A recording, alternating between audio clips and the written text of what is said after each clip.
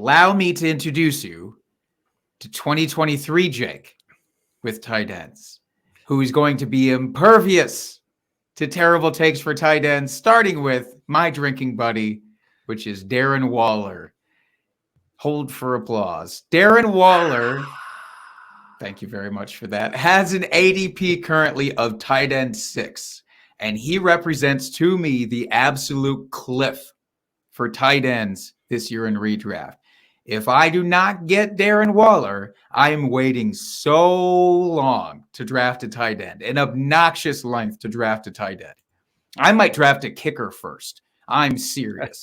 But he's going as tight end 6 right now. He has never finished lower than tight end 6 going back in points per game, with the one exception of last year when Davante Adams came to town and just ruined him. Just absolutely ruined him. And I get it.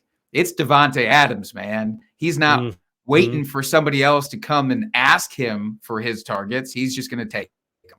However, Darren Waller has always thrived in offenses where there's been wide receiver ambiguity, even a little bit of it. If there's one really solid wide receiver and a second very capable wide receiver, that's great. Darren Waller's still going to lead the team in targets. That's how he rolls. He's in an offense right now. You just talked about it earlier on with Daniel Jones.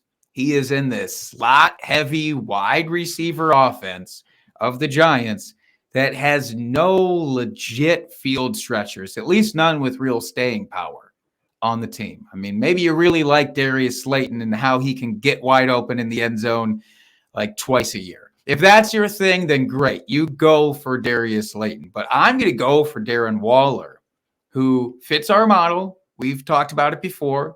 Andrew Cooper, who one of the nicest people ever, by the way. Got to see Andrew out at the Expo. His methodology for drafting a tight end is, look, they got to be a top 2 target in their own offense. Otherwise, you're just hoping for touchdowns. With Waller, you get both of those things. He's absolutely a top 2 target in this Giants offense. I would argue that he is the number 1, and Saquon Barkley is right behind him. And then it's whatever this crop of wide receivers can muster up amongst themselves. But I don't see any of them jumping out for the top billing here. And I'm not worried about Darren Waller losing a step either. Talked about last year. Yes, it was a lower period for him for fantasy, certainly. Also couldn't stay on the field for the entirety of the season. But in terms of losing a step, he finished 15th overall amongst all pass catchers in average depth of target. Average depth of target. Couldn't say that. Last season, he was only behind Kyle Pitts for tight ends. So this isn't some old fogey Zach Ertz who's coming out here and you're just, again, hoping to amass these targets because there's nobody else to throw to.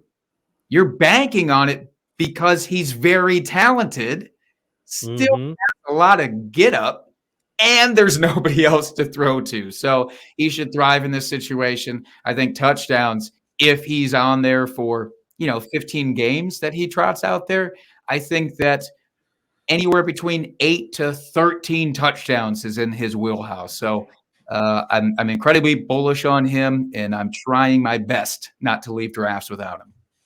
Yeah, you should be bullish on him because, as I talked about Daniel Jones earlier as my quarterback drinking buddy, I'm expecting better things for this offense. So, and I agree with you. I think Darren Waller is the number 1 receiving target on this offense. So, yeah, go snag him up. I can't disagree with anything you said. I think I love it. And I think you and I might be battling out for who gets Darren Waller in our home league this year.